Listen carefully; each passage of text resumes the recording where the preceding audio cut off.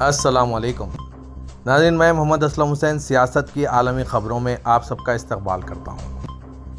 پیش ہے دنیا بھر سے آج کی کچھ اہم خبریں۔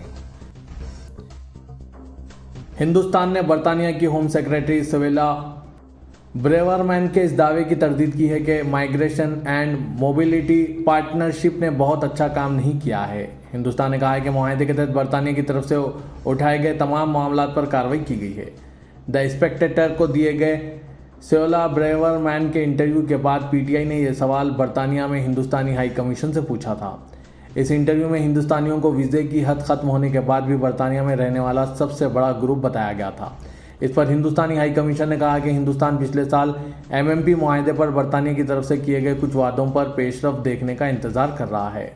ہائی کمیشن نے آج کہا کہ ہجرت اور نقل و حرکت پر وسیع بحث کے ایک حصے کے طور پر ہندوستانی حکومت ان تمام ہندوستانیوں کی واپسی میں برطانیہ کی مدد کرنے کے لیے تیار ہیں جو ویزا کی حد سے زیادہ رہ چکے ہیں۔ ہندو فوبیا کی اصطلاح کے اپنے پہلے براہ راست حوالے میں برطانیہ کی حزب اختلاف کی لیبر پارٹی نے ہندوستان اور پاکستان کرکٹ میچ کے تناظر میں لیسٹر اور برمنگھم میں فرقے وارانہ جھڑپوں کے بعد ہر قسم کے نفرت انگیز جرائم کے خلاف لڑنے کا عہد کیا۔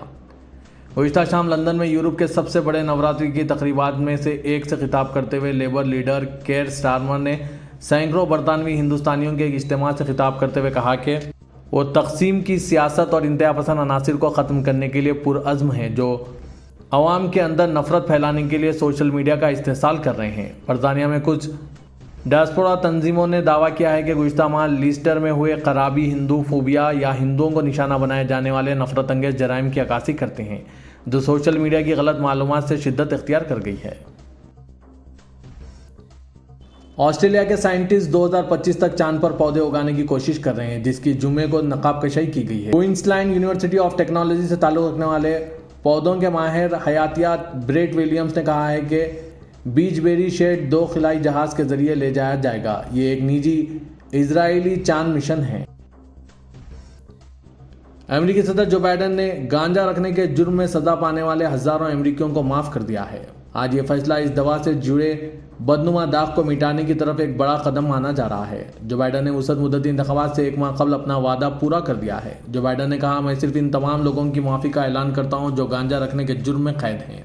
یہ ان لوگوں کے لیے ہے جنہوں نے کوئی اور جرم نہیں کیا ہے۔ جو بائیڈن نے بھنگ کو مکمل طور پر مجرمانہ قرار نہیں دیا، یہ کہتے ہوئے کہ اس کی اسمگلنگ، مارکیٹنگ اور چھوٹے بچوں کو فروخت پر پابندیاں جاری رہنی چاہیے۔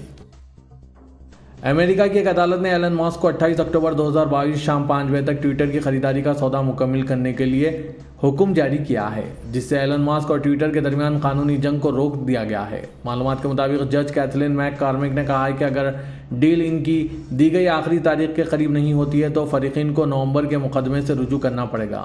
اس معاملے کی سماعت 17 اکتوبر سے امریکی عدالت میں ہونی ہے۔ درسنا ٹیسلا اور اسپیس ایکس کمپنی کے مالک Elon Musk social media platform Twitter incorporation کو خریدنے کے لیے دوبارہ سرگرم ہو گئے ہیں۔ سعودی وزیر خارجہ شہزادہ فیصل بن فرحان بن عبداللہ سے اقوام متحدہ کے سیکرٹری جنرل اور برطانوی ہم منصب کا ٹیلی فونک رابطہ ہوا۔ سعودی خبررساں ایجنسی SPA کے مطابق سعودی وزیر خارجہ شہزادہ فیصل بن فرحان سے اقوام متحدہ کے سیکرٹری جنرل اینٹونیو گٹرز کی ٹیلی فون پر گفتگو ہوئی جس میں مملکت اور یوان کے مابین تعاون پر تبادلہ خیال کیا گیا۔ علاوہ ازیں عالمی حالات پر بھی گفتگو ہوئی۔ دوسری جانب برطانوی وزیر خارجہ جیمز کیلوریلی نے بھی شہزادہ فیصل بن فرحان سے ٹیلی فونک رابطہ کر کے برطانیہ اور سعودی عرب کے تعلقات کے علاوہ خطے اور عالمی حالات و مشترکہ دلچسپی کے امور پر تبادلہ خیال کیا ہے۔ سعودی پبلک پراسیکیوشن نے خبردار کیا ہے کہ کسی کی دولت ہتھیانے کے لیے سائبر کرائم کی سزا 20 لاکھ ریال تک جرمانہ ہے۔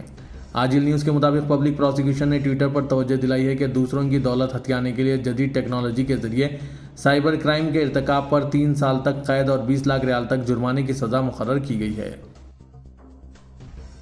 میوزیم آف دی فیوچر نے عرب میڈیا فورم 2022 کے شرکاء کے اعزاز میں ایک عشائیہ کا اہتمام کیا۔ عشائیہ میں وزیر برائے کابینہ عمر اور میوزیم آف دی فیوچر کے چیئرمین محمد بن عبداللہ القرقاوی نے شرکت کی۔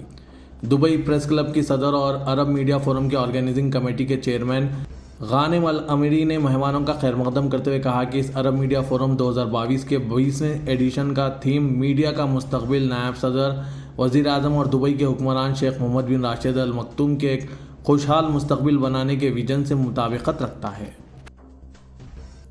حزب اختلاف کے رہنماؤں نے جمعے کے روز چین کے شورزدہ سنگیانگ خطے میں انسانی حقوق کی صورتحال پر بحث کے انعقاد سے متعلق اقوام متحدہ کی انسانی حقوق کونسل میں ایک مسودہ قرارداد پر ووٹنگ سے باز رہنے پر ہندوستانی حکومت کو تنقید کا نشانہ بناتے ہوئے کہا کہ ہندوستان کو حق کے لیے بات کرنی چاہیے اور اس سے ڈرنا نہیں چاہیے۔ کانگریس کے سینئر لیڈر اور لوک سبھا کے رکن منیش تیواری نے حیرت کا اظہار کیا کہ چین پر اتنا عدم اعتماد کیوں ہے۔